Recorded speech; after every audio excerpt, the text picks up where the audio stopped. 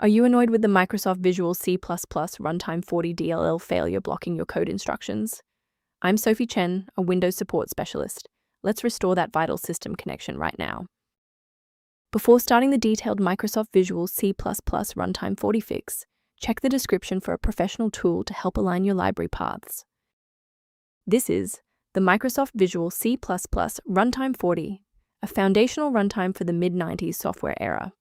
It is a mandatory dependency for many early installers and driver utility tools.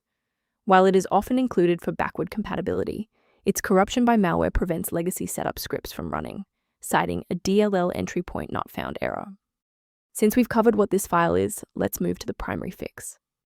The professional protocol for this error is a fresh installation of Microsoft Visual C++.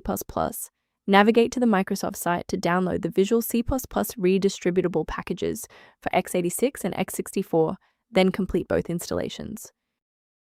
If you are still encountering the error after following the official setup, it's time to investigate the underlying system architecture.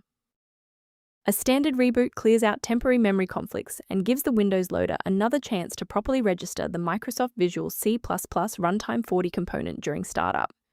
Before you restart, bookmark this video or hit the like button. It makes it much easier to find this tutorial in your history so you can pick up exactly where we left off. Still seeing the error? Let's move to the next actionable step in our guide. You can pause the video here if you're still waiting for your desktop to load. Since that library file is still unresponsive after the restart, we'll run a repair on the coding environment. First, go to Control Panel, then select Programs and Features. Second, find every Microsoft Visual C++ Redistributable, 2005 through 2022.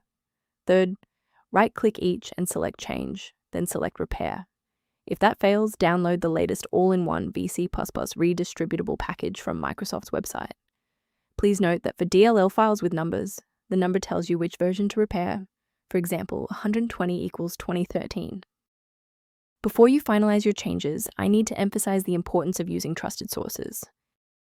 Be aware that manual interventions for Microsoft Visual C++ Runtime 40 DLL often create secondary conflicts. Using an incorrect file version can cause cascading application crashes, making your workstation significantly less stable than before.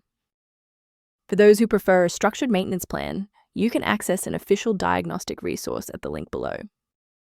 If you're addressing Microsoft Visual C++ Runtime 40 inconsistencies or system resource gaps, the link below provides informational maintenance resources. I hope this walkthrough provided the clarity you needed to fix Microsoft Visual C++ Runtime 40. Please like the video to support the channel and subscribe for more system-level tutorials.